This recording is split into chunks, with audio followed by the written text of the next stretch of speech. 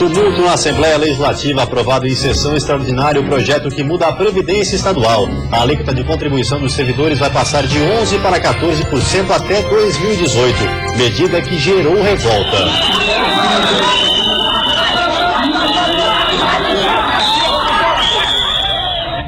Greve no sul do estado. Sem receber salário, funcionários do Hospital São José cruzaram os braços hoje. De acordo com a administração, o total do repasse atrasado é de cerca de 10 milhões de reais. Na capital, foi a Universidade de São Paulo se tornou esperança para muitos pacientes. Microcefalia. Brasil muda padrão e, com isso, o número de casos suspeitos em recém-nascidos diminui. Agora só é considerada má formação se o bebê nascer com a cabeça menor que 32 centímetros de diâmetro. E no sul do estado, uma chegada emocionante para famílias que vivem à margem da linha férrea. O Papai Noel veio de trem para fazer a entrega de presentes.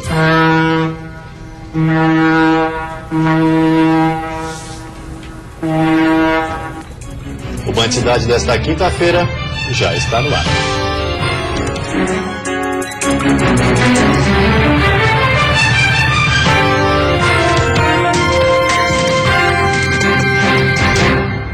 Olá, boa noite. Olá, boa noite. Em Criciúma, no sul do estado, funcionários do Hospital São José iniciaram hoje uma greve. De acordo com a administração do hospital, somados Prefeitura e Governo do Estado atrasaram um repasse de cerca de 10 milhões de reais. A greve teve início na manhã desta quinta-feira e atinge pelo menos 60% dos quase 1.200 funcionários do Hospital São José. Os profissionais estão sem receber o salário do mês. O sindicato já havia estipulado um prazo de 72 horas para o pagamento. Como o hospital não cumpriu, as atividades estão restritas. Apenas atendimentos de urgência e emergência e tratamentos mais complexos continuam sendo realizados na unidade. A direção do hospital alega problemas financeiros devido à falta de repasse do governo do estado. A dívida seria de aproximadamente 9 milhões de reais. Além disso, a prefeitura também estaria com um repasse atrasado em cerca de 1 milhão de reais. Não poderia nem imaginar uma situação se estender da data de hoje até o dia 21. Para o hospital é difícil. Já o sindicato aguarda o pagamento dos salários para que os profissionais voltem ao trabalho. Para o presidente, o impasse entre o governo e o hospital não pode atingir os trabalhadores. Pode ser até que tenha acontecido, mas o trabalhador não tem culpa, né? A responsabilidade do pagamento não é do trabalhador, não é do Estado, e sim do hospital que contrata esses mesmos. Existe a previsão do depósito de pelo menos 5 milhões de reais por parte do governo do Estado ainda nesta semana. Isso cobriria a folha de pagamento, que gira em torno de 3 milhões e meio de reais. Mas, por enquanto, é apenas uma previsão. Segundo o Sindisaúde, o repasse da Prefeitura de Criciúma já está na conta. Assim que for confirmado o pagamento dos salários amanhã, a greve será encerrada. A expectativa é que os trabalhos sejam retomados durante a tarde. A pílula do câncer, desenvolvida pela Universidade de São Paulo, foi tema de um debate hoje na Assembleia Legislativa. O seminário foi proposto pela deputada estadual Ana Paula Lima, presidente da Comissão de Saúde da Assembleia Legislativa. No centro do debate, a fosfoetanolamina sintética, apontada como uma possibilidade real de cura para o câncer. O povo catarinense precisa de muitos esclarecimentos. É um momento de debate, é um momento que ímpar no nosso estado, a vinda desses pesquisadores, e nós queremos também que o governo do estado de Santa Catarina faça parte desse momento tão importante para o Brasil. O auditório ficou pequeno para tanta gente e o público aplaudiu de pé o doutor em Química Gilberto Chierici. A substância é pesquisada há mais de 20 anos pela Universidade de São Paulo, em São Carlos. E o professor universitário aposentado coordena os trabalhos. Não valeria a pena se fosse uma pesquisa que fosse acrescentada como mais uma. Na realidade, é uma pesquisa diferenciada. E ela só é diferenciada porque ela é um velho processo aplicado novamente. Então, uma nova velha teoria. Leone é portadora de câncer e enfrenta uma batalha diária contra o avanço da doença nos pulmões. Hoje ela preside a Associação Nacional de Pacientes de Câncer e o grupo torce pela liberação da fosfoetanolamina. Essa incerteza científica não é desculpa para a inércia. Nós não podemos esperar por mais provas. Nós queremos ter o acesso imediato ao composto. Nós precisamos dele agora, nós queremos viver. Se nós esperarmos 2, 3 anos ainda pelos resultados, muitos de nós estarão mortos. Eu provavelmente que tenho câncer avançado também. Hoje a substância é produzida apenas em São Paulo e os pacientes que a utilizam só conseguem por vias judiciais. Depois dos relatos de melhora e comprovações dos efeitos do remédio no organismo, o governo federal liberou agora 10 milhões de reais para avançar os testes clínicos e tentar encurtar o longo caminho até o início da produção regulamentada. Outro desafio será oferecer o tratamento pelo SUS. E a seguir, o governo adota parâmetro da Organização Mundial de Saúde e com isso diminui o número de casos suspeitos de microcefalia. E ainda na Serra Catarinense, representantes dos municípios se reuniram hoje para tratar de ações de prevenção à dengue.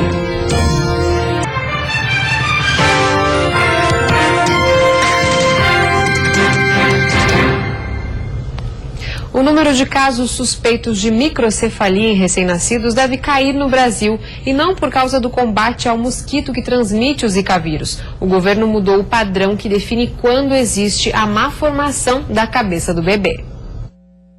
A medida que é usada para contabilizar os casos diminuiu. Antes eram considerados suspeitos de microcefalia recém-nascidos com a medida da circunferência da cabeça igual ou menor que 33 centímetros. Agora esse número é de 32 centímetros ou menos. O Ministério da Saúde passa a adotar agora os mesmos critérios que já são utilizados pela Organização Mundial da Saúde. Com a mudança, o número de casos considerados suspeitos da doença devem diminuir no país. Em todo o país foram notificados pelo menos 1.248 bebês com suspeita de microcefalia. 16 estados identificaram aumento nos casos e investigam quais foram causados pelo Zika vírus. O governo deve atualizar a lista nos próximos dias. Isso foi extremamente importante porque nós temos alguns nenezinhos que nascem a termo, mas são de baixo peso. E muitas vezes, por serem pequenos, existe uma medida craniana que acaba sendo pequena, nem por isso denotaria microcefalia. Até a metade deste ano, a microcefalia no Brasil estava relacionada a outros fatores, como uso de drogas e infecções como citomegalovírus e toxoplasmose, por exemplo. Agora, o governo determinou que todos os casos sejam notificados e submetidos a exames, como tomografias, para mapear possíveis complicações causadas pela má formação. Além disso, serão feitos testes para identificar a presença do Zika vírus. Todas as mulheres que possam eventualmente terem sido expostas ao Zika vírus ou que morem em área endêmica devem ser acompanhadas de uma forma muito próxima, com pré-natal, com um período entre consultas muito mais curto, assim como a realização de ultrassom morfológico mais frequente. Desde que foi descoberta a relação entre a doença e os casos de microcefalia, Tatiene não descuida da prevenção e adiou os planos de viajar para o nordeste do país, que tem a maioria dos casos registrados. Eu vi que tem muitos casos, né, na Bahia, acho que em Pernambuco também, então eu resolvi não viajar mais e ficar por aqui mesmo. Mesmo nos municípios onde não há registro do mosquito Aedes aegypti, algumas medidas estão sendo tomadas. Hoje, na região serrana, houve uma capacitação para agentes de saúde. São 3 doenças que estão deixando a população alerta. E para debater o assunto, os secretários de saúde e as polícias da região serrana participaram de uma capacitação. Apesar de a região não ter focos do mosquito Aedes aegypti, as cidades estão se mobilizando para evitar uma possível proliferação. Estamos diante de 2 regiões que estão com muitos casos, entre Itajaí e Chapecó, veículos, tráfego intenso de veículos, e isso nos coloca em alerta e em risco, né? Então, hoje nós não temos, mas vamos continuar nessa situação, fevereiro, março, para que a gente enfrente esse verão aí sem mosquito. Os monitoramentos são feitos constantemente na região. Armadilhas como esta estão sendo colocadas em mais locais e cidades para rastrear o mosquito, transmissor da dengue, da febre chikungunya e do Zika vírus. Na segunda, a gente vai mobilizar os agentes comunitários da sede e do interior para a gente fazer uma busca ativa, fazer uma varredura no centro, em princípio no centro e posterior no interior, orientando eles quanto a esse problema. A intenção é conscientizar as pessoas e eliminar os criadouros do mosquito. A preferência do mosquito Aedes aegypti é por pneus, né? Na maioria dos casos ele vai colocar os ovos em pneus, mas se não houver pneus, né, ele vai colocar em qualquer outro depósito, né, que houver água parada. O jeito mesmo, então, é a prevenção. É a prevenção, né? A gente tem que evitar, mover todos os nossos esforços para que o mosquito, no caso dele entrar na nossa região, ele não se prolifere, não se multiplique aqui. De acordo com a Diretoria de Vigilância Epidemiológica do Estado, neste ano foram notificados mais de 10 mil casos de dengue. E é para evitar que esse índice aumente que ações estão sendo realizadas em todos os municípios catarinenses. A hora é de combater essa endemia que atinge o país. Nesta sexta-feira, o sol deve aparecer entre nuvens em todo o estado. As temperaturas provocam aquela sensação de ar abafado.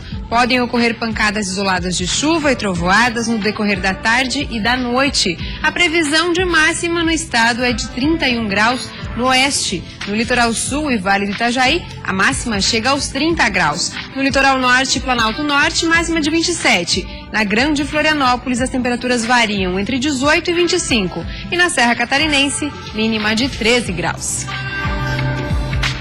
E no sul do estado, o Papai Noel apareceu de trem para fazer a entrega de presentes.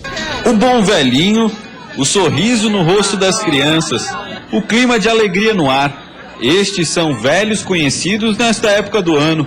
Mas o que chama a atenção aqui no sul do estado é a forma que o Papai Noel encontrou para chegar às comunidades. Através dos trilhos. Já são 19 anos de projeto Trem do Natal. Voluntários que levam a alegria ao longo da linha férrea. O trajeto é dividido em duas partes e começou em Siderópolis, terminando hoje em Imbituba.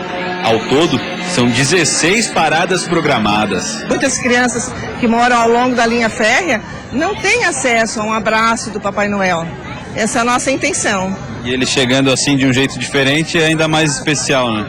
Acredito que seja bem emocionante para nós que somos da comitiva e do trem. Nós já nos emocionamos, né? Imagino que o público também fique emocionado, feliz, contente. O trem de Natal passou hoje pela manhã por Tubarão e Capivari de Baixo. A iniciativa encantou as crianças.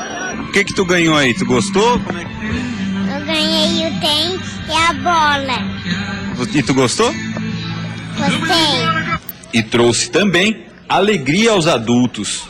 Bem divertido, bem família, bem legal assim, a comunidade toda junta, né? Bem legal. Neste ano, quase 12 mil crianças foram cadastradas e a cada parada do trem de Natal, uma multidão espera pelos presentes. O carinho com o Papai Noel mexe com os sentimentos, até mesmo do bom velhinho. Cada vez mais a gente se emociona, porque nós trazemos muita alegria. Nós vemos muitas crianças hoje tristes, mas com a chegada do Papai Noel, onde a gente traz mensagem de amor, de felicidade, de carinho.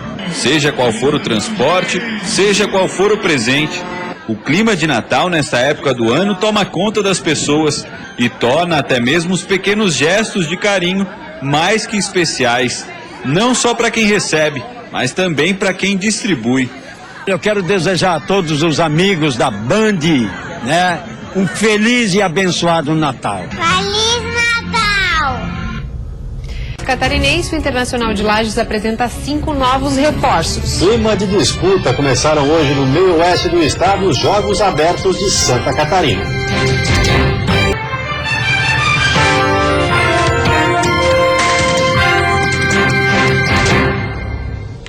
Futebol, o Campeonato Catarinense de 2016 começa no dia 31 de janeiro, mas tem time que já está preparando forte para a competição. O Inter de Lages apresentou 5 novos reforços. Foram mais 5 reforços que chegaram nesta semana para começar a compor o elenco do Inter de Lages. Entre eles está o volante Fernando. Aos 29 anos de idade, o atleta já tem passagens pelos principais clubes do país, como Flamengo, Fluminense e São Paulo. E ele promete colocar toda essa experiência em campo para ajudar o clube. E com a minha experiência, eu acho que já joguei em alguns grandes clubes do Brasil. Penso que eu venho somar com o time, venho somar com meus amigos, com meus jogadores, com meus companheiros, ajudar cada um a fazer o seu melhor e que no final todos nós possamos nos abraçar e conquistar algo melhor para nossas vidas. Já o meia André Gava é conhecido dos catarinenses. O jogador já passou pelo Criciúma. E como eu já joguei 4 campeonatos catarinenses, eu possuo uma experiência, conheço como é o estilo dos jogos, os estádios. Eu posso passar para o pessoal que não, como o Fernando, que não jogou aqui, acredito que posso ajudar, como eles também vão me ajudar, né? Mas a chegada de 9 jogadores não para por aqui. Segundo a comissão técnica, durante este mês, outros reforços devem se unir ao clube, mas os nomes ainda estão sendo preservados. Mas mesmo assim, os trabalhos por aqui não param. Para fazer uma boa competição, o Inter de Lages aposta nos treinos. Para o campeonato do ano que vem, a responsabilidade é grande, já que em 2015 o clube teve uma participação importante no Catarinense e precisa continuar no mesmo ritmo. Eu acho que está se formando uma equipe muito forte, mas principalmente competitiva, com perfil de catarinense, com perfil de atletas que querem vencer. Então eu acho que a formação que está sendo até agora está me deixando muito feliz. Começou hoje, no meio oeste do estado, mais uma edição dos Jogos Abertos de Santa Catarina. As competições vão até o dia 18 deste mês. O material de divulgação espalhado pela cidade é só um dos lembretes de que Joaçaba, Erval do Oeste e Luzerna já vivem os Jogos Abertos 2015. Desde ontem, as escolas se transformaram em alojamentos e quem circula pelas ruas percebe, pela movimentação de atletas, que o clima é diferente. Traz mais visibilidade para a cidade, para a região, é um movimento grande de pessoas que vêm de fora. Então acho sempre válida a chegada do JASC aqui. E hoje, primeiro dia de competições, as equipes já mostraram para o que vieram. Na programação, teve quem fez bonito no tatame lutando judô.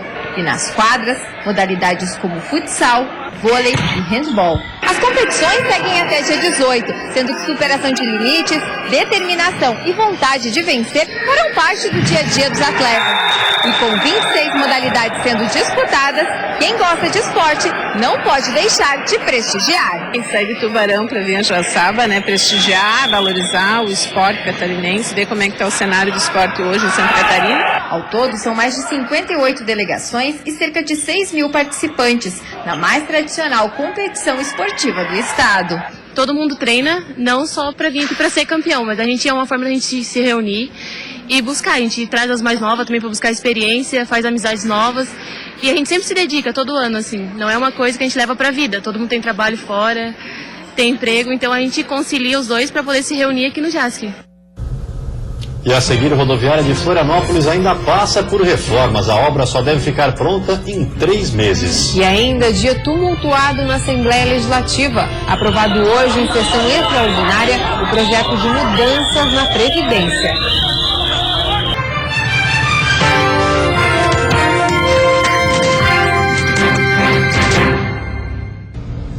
Há poucos dias do início da temporada de verão, que promete ser uma das mais movimentadas dos últimos anos, a rodoviária de Florianópolis ainda passa por reformas. A comissão do Ministério Público Estadual vistoriou o terminal rodoviário Rita Maria e o andamento das obras no local. Depois do telhado que foi refeito, agora é o piso do salão principal e o segundo andar que estão em manutenção. Evidentemente houve um excesso de prazo, né? Vai criar talvez algum tipo de problema durante a temporada, né? Mas o principal é que a gente está constatando aqui que as obras estão avançando e os problemas centrais, né, que eram o problema do bombeiro, da falta de segurança e da acessibilidade, estão sendo e serão resolvidos. Desde 2012, o MP vinha recomendando, através de uma ação civil pública, melhorias na rodoviária e adequações de acessibilidade e segurança. A Justiça chegou a determinar as correções, mas as obras só começaram depois do pedido de interdição, em virtude dos atrasos. Todas as recomendações do Ministério Público quanto à acessibilidade serão cumpridas. Quase todas já foram cumpridas, desde 2013, 2014, e agora serão concluídas no ano 2015. Mas a expectativa é boa pelo cumprimento do cronograma atual. Uma reunião com o Ministério Público de Santa Catarina deve acertar os últimos detalhes. Para muitas autoridades do turismo, a temporada já começou e o movimento por aqui, que costuma ser de 8.000 pessoas por dia, pode subir e superar a média diária de 20.000 pessoas registrada no ano passado. Mesmo assim, as obras só devem terminar completamente daqui a 3 meses. Até o dia 20 de dezembro está concluída a parte do piso inferior. A pavimentação do piso inferior, que é o que mais gera transtorno ao usuário. Depois a empresa vai começar então no piso superior, aonde é mais a parte administrativa, e então nós teremos até o dia 30 de março para a conclusão total da obra. Em uma sessão marcada por tumulto e protesto de servidores estaduais, a Assembleia Legislativa aprovou nesta tarde a alteração das regras da Previdência do funcionalismo público estadual. Pela manhã, o projeto já havia passado por 3 comissões. Cerca de 600 servidores acompanharam a sessão. Em clima tenso, a sessão começou por volta das 2 horas da tarde. Os servidores foram impedidos de acessar as galerias superiores da Casa Legislativa. 90 deles foram autorizados a assistir nas galerias inferiores. E aproximadamente 500 acompanhavam a votação pelo telão instalado no hall da Assembleia Legislativa. Por 30 votos a 8, os deputados estaduais aprovaram a proposta de aumento da alíquota de contribuição previdenciária. Passou de 11% para 14% para todos os servidores do Estado, ao ritmo de 1% por ano até 2018. Além disso, a proposta aprovada extingue o fundo previdenciário criado em 2008 para custear as aposentadorias dos funcionários que fossem contratados a partir daquela data. Com isso, cerca de 800 milhões de reais arrecadados por esse fundo serão utilizados ao longo do próximo ano com o pagamento de aposentadorias. Os mais de 13.000 servidores que fazem parte do Fundo Previdenciário passam a contribuir com o Fundo Financeiro, onde estão 54.000 funcionários contratados antes de 2008 e cerca de 60.000 aposentados e pensionistas. É um projeto importante para a sobrevivência do próprio servidor, continuar recebendo as aposentadorias e pensões, além de dar a segurança para o futuro dos futuros servidores. Para a oposição do governo, a aprovação foi um erro. Falta de tempo para análise do projeto, que possui 71 páginas, foi um dos argumentos utilizados. O projeto da Previdência envolve a vida de 129.000 servidores. Servidores que estão aposentados, servidores que vão se aposentar, servidores que contribuíram para o Caixa da Previdência.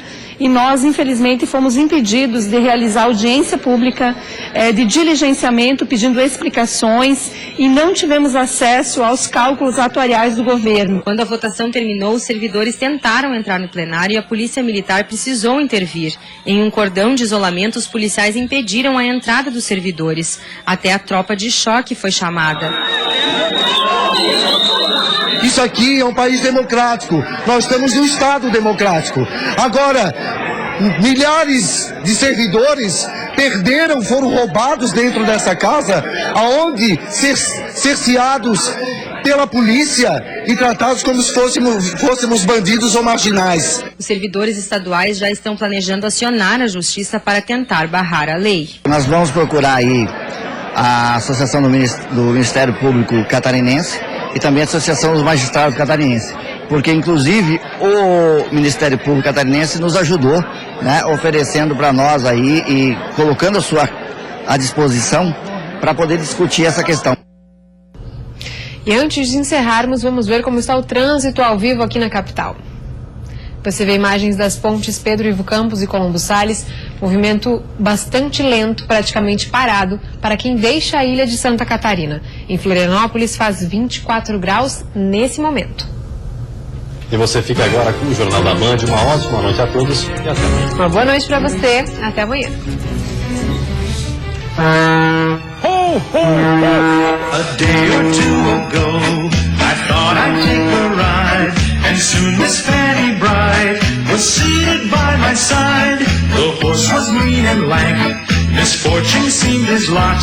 He got into a drifted bank and we got offside.